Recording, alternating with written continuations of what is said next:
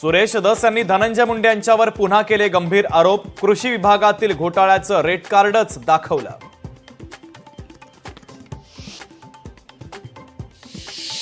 कृषी मंत्री माणिकराव कोकाटेंना जामीन मंजूर, कोर्टाकडून दिलासा। कागदपत्रांमध्ये फेरफार प्रकरणी कोकाटे आणि त्यांच्या भावाला 2 वर्षांची शिक्षा आणि प्रत्येकी 50,000 रुपये दंड। देवेंद्र फडणवीसांचा पुन्हा एकदा एकनाथ शिंदेंना धक्का। 900 कोटींच्या प्रकल्पावरून शिवसेना आणि भाजपमध्ये जुंपण्याची शक्यता। शिंदेंनी मंजुरी दिलेल्या सिडकोच्या प्रकल्पाची चौकशी करा। मुख्यमंत्री सचिवालयाच्या वतीनं चौकशीचे आदेश। उपमुख्यमंत्री एकनाथ शिंदे यांना जीवे मारण्याची धमकी। गोरेगाव पोलिसांना अज्ञात व्यक्तीकडून ईमेल।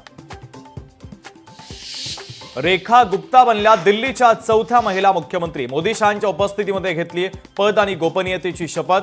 देवेंद्र फडणवीस, एकनाथ शिंदे आणि अजित पवार देखील शपथविधीच्या सोहळ्याला उपस्थित। 30 मार्च रोजी पंतप्रधान नरेंद्र मोदी आणि सरसंघचालक एकाच मंचावर येण्याची शक्यता। माधव नेत्रालयाच्या पायाभरणीसाठी दोघांना निमंत्रण।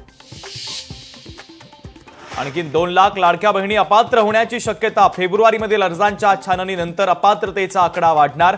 मंत्रालयातील वरिष्ठ अधिकाऱ्यांची माहिती। मुंबईतील पावाचं उत्पादन घटण्याची शक्यता। प्रदूषणासंदर्भातील सुनावणीच्या दरम्यान हायकोर्टाकडून लाकडी भट्टीला पर्याय शोधण्याचे आदेश। तर इराणी कॅफेच्या विरोधात कारवाई थांबवण्याची माजी नगरसेवकांची मुख्यमंत्र्यांकडे मागणी। पुण्यात जीबीएसचे आणखी 2 मृत्यू। आतापर्यंत पुण्यात जीबीएसचे 11 बळी। आरोग्य विभागाची माहिती।